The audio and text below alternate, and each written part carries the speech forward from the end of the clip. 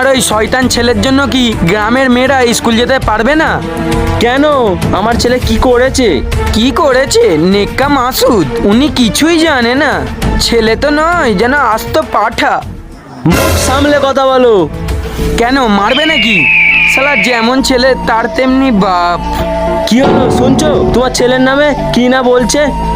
কেন? আমার ছেলে তোমার কোন খেতে খই দিয়েছে? আহা, যেমনি হাঁড়ি তেমন হাঁপাসি। আরে এই ফাটা, আমার ছেলে কি করেছে তাই বল। তোমার ছেলে আমার মেয়ে দু হাত ধরে জড়িয়ে ধরে চুমু খেয়েছে।